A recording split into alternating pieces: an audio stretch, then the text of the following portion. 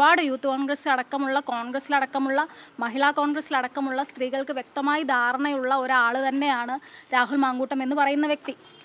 അപ്പോൾ ആ വ്യക്തി പ്രസിഡൻ്റായി വരുന്നു എന്നും അതിനുള്ള ശ്രമം ശ്രീ ഷാഫി പറമ്പിൽ MLA ഭാഗത്തുനിന്ന് ഉണ്ടാവുന്നു എന്ന് തോന്നിയപ്പോഴും ഞാൻ കൃത്യമായിട്ട് മെസ്സേജ് അയച്ചിട്ട് ഈ കാര്യം പറഞ്ഞിട്ടുണ്ട്. വ്യക്തിപരമായി എനിക്കും അനുഭവം ഉള്ളതുകൊണ്ട് തന്നെയാണ് ഞാൻ ആ മെസ്സേജ് അയച്ചിട്ട് ഷാഫി പറമ്പിൽ MLA അന്ന് ഞാൻ സംസാരിച്ചത്. അതിന് മറുപടി തരികയോ അല്ലെങ്കിൽ ഞാൻ ഇന്ന് എഴുതിയ ആ പോസ്റ്റിൽ എഴുതിയ ഒരു സാധനം തന്നെയാണ് ഞാൻ എഴുതിയിട്ടുള്ളത്.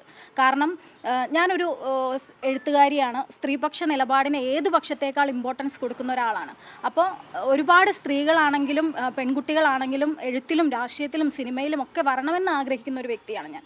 അപ്പോൾ യൂത്ത് കോൺഗ്രസ്സിൽ പൊതുവെ സ്ത്രീകൾ രാഷ്ട്രീയത്തിൽ കുറവായതുകൊണ്ട് ഇങ്ങനെയുള്ള ഇടങ്ങളിൽ നമ്മുടെയൊക്കെ പെൺകുട്ടികൾക്ക് വരണമെന്നുണ്ടെങ്കിൽ ഇവനെ പോലെയുള്ള ഒരാളെ നിങ്ങൾ പ്രസിഡൻ്റ് ആക്കരുത് എന്ന് ഞാൻ വളരെ വ്യക്തമായി പറഞ്ഞിട്ടുണ്ട്. നിങ്ങൾക്ക് ചോദിക്കാമല്ലോ, ഷാഫി പറമ്പിൽ ഇന്നിവിടെ ഉള്ള MP നമ്മുടെ കൂടെയുള്ള ആളാണല്ലോ, അദ്ദേഹത്തിനോട് ചോദിക്കൂ. അദ്ദേഹം നിരാകരിക്കുകയാണെങ്കിൽ അതിൻ്റെ തെളിവ് ഞാൻ കാണിക്കാം.